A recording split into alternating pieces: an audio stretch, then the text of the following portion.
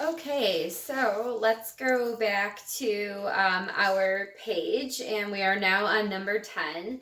And it says our predictions. So remember that when we first started this whole process, we figured out that we were going to create half a mole of sodium carbonate. And so we calculated the molar mass of sodium carbonate and divided it by 2.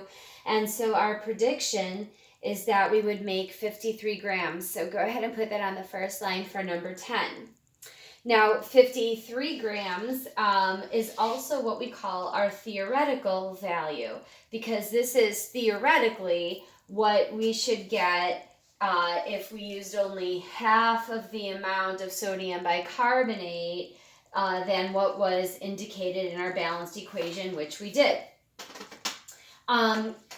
Our actual or our experimental value is going to go on the second line of number 10, and that value is 53.13 grams. So our experimental value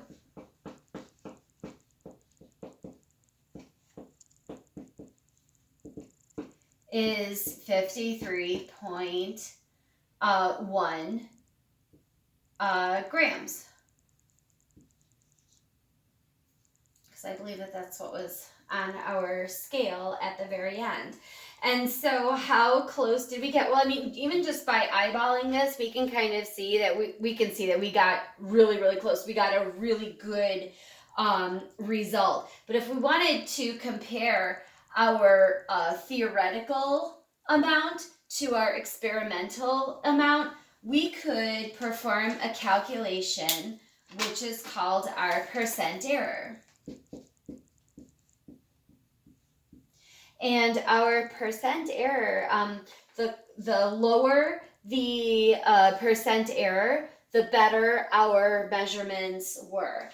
So in order to calculate percent error, we need to take our theoretical value, which was 53 grams, and subtract our experimental value, which is 53.1 grams, and divide that by our theoretical value, which was 53 grams. And this can't be a negative number, so we have to put the entire thing in absolute value bars.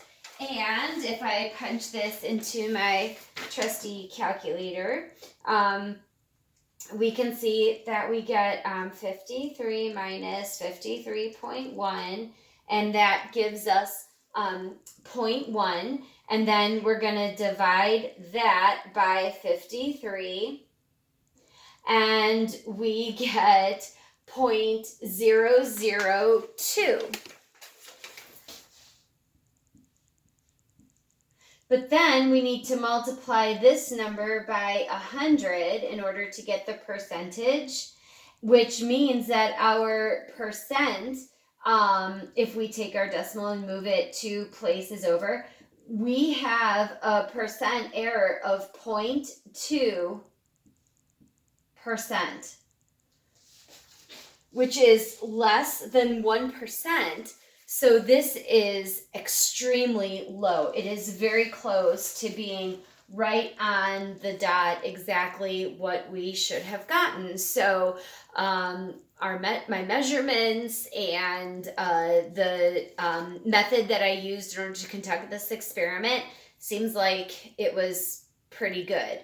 My last question, though, what could be some sources of error in my kitchen chemistry experiment?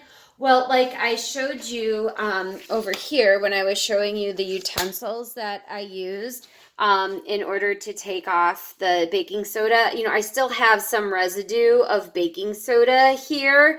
And then also just remember, I also started out not with 60, 84.01 grams per mole. I think I started with 84.06. So my starting amount wasn't exactly correct. So right off the bat, those are some sources of error that I can pinpoint right away, but if you could think of any more errors that I did throughout the experiment, then, absolutely go ahead and write them down on your sheet. And so if you look at 53.1 grams, that means that we created half a mole of sodium carbonate by decomposing 1 mole of sodium bicarbonate. And we were able to figure that out just using a little bit of stoichiometry. So thanks for visiting my chemistry kitchen. I hope you had fun today, because I did. And see you in class. Bye.